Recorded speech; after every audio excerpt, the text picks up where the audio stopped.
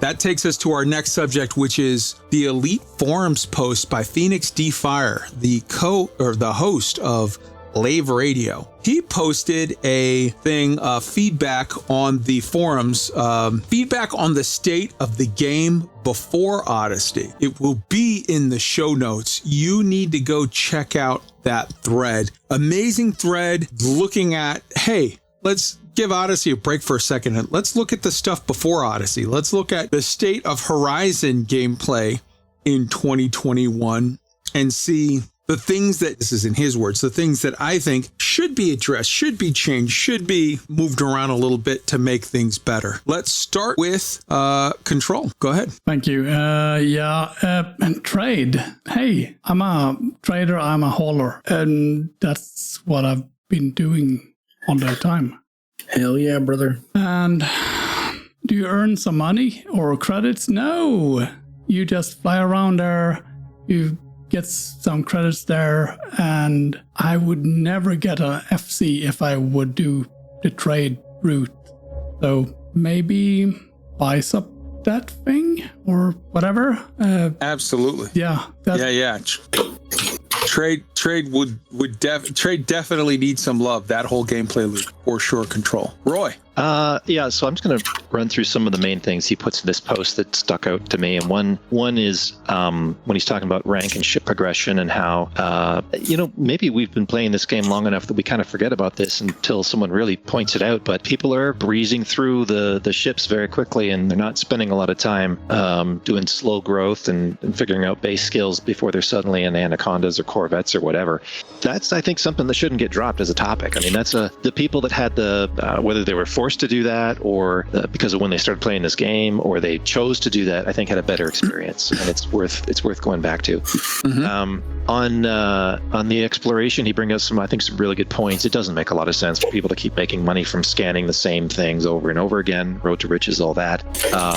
I'm curious just to see how rebalancing when it eventually comes on exploration works. If they're going to reward things that are more rare astronomically, there's a lot of things they could do to make that loop more fun. And I would be in support of changing this, making it a diminishing return if you multiply scan things. Also, perversely, there's a weird diminishing return where if you do Road to Riches to make money, you're literally sort of getting paid more money to explore, quote, sort of in the bubble where everybody's gone before because it's mapped out better. It's so perverse that it incentivizes you to not go out in the black. Yeah.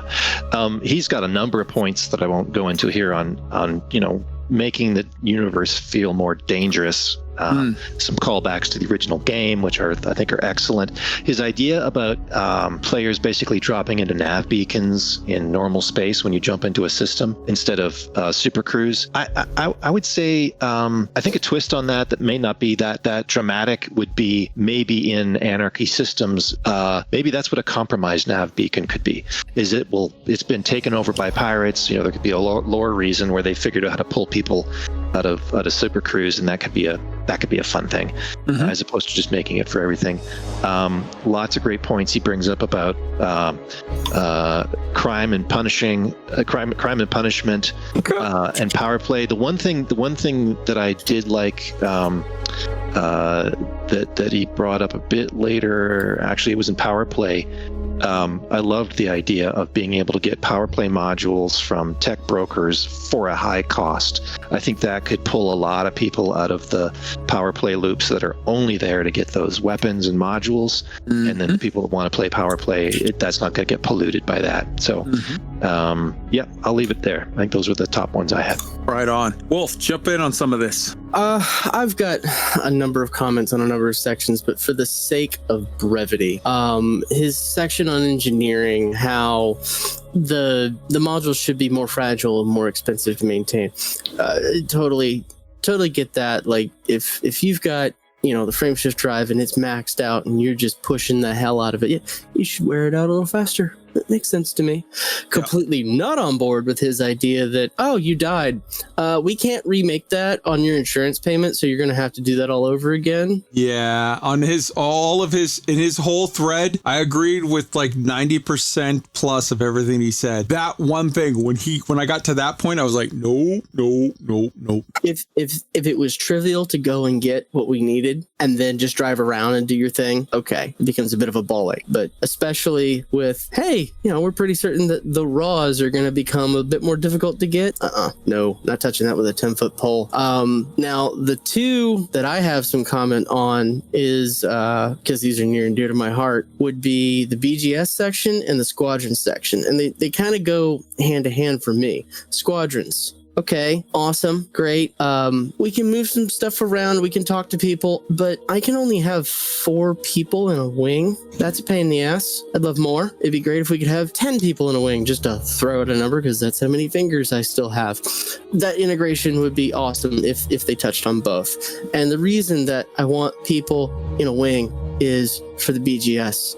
It's so much fun to go and do the BGS when you're doing it with friends and you get those wing missions, whatever they are, be they space trucking, be they go assassinate this guy that we say needs to be offed, whatever, don't care. It's way more fun when you can have all your buddies in with, and that is a thing that they need to address. Next week, we're going to get into an in-depth section because we're almost a year out on the release of fleet carriers. And we're going to talk about fleet carriers specifically, but I see that we got here a note from Tweak that he's got fleet carriers and squadron on his mind. Go for it. He had a great point in that article of fleet carriers, and I've been saying this for a while, is how in the world do we not already have a way to tell when there's a strange commander parked on our fleet carrier? It would solve a lot of problems for me jumping when somebody's sitting there that I didn't know, and all of a sudden that somebody's 1,000 light years away or something, and it could just add other things. We should be able to message fleet carriers. For example, there's a fleet carrier that's parked in one of our OPIC systems. It's been there for about 4 months. I have no way. I've looked this commander up on Inara. I've looked him up every way possible. I have no way of contacting this guy to see what he's up to, or if he'd like to join the squad or whatnot. So there should be some way to be able to do that. And with the squadrons, everybody knows I'm part of OPIX. We have 135 members on Xbox last count.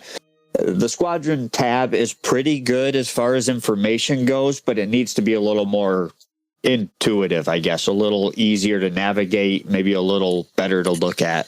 They could add some flair to that, allow better messaging internally with the squadron and stuff. Oh yeah. From my end, I'm going to say, you've all heard me with my crime and punishment rant. I made a little thing on the forums. It went great, and then not so much.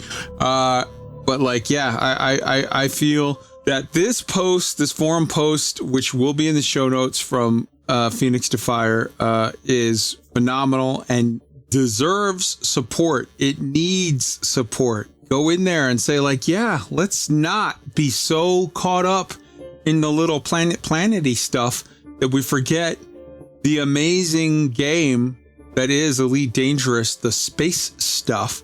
And next week, we're going to talk about some space stuff that we're looking forward to as one of the subjects. But yeah, it's important to look back on the state of the game and what we had before, and not just move to the next thing, but actually sort of, when you have all of these loops that we have in the base game that are like 80% done, and with, or in some cases 90 to 95% done, and with small investments of time and effort, could be 2 to 3 times better.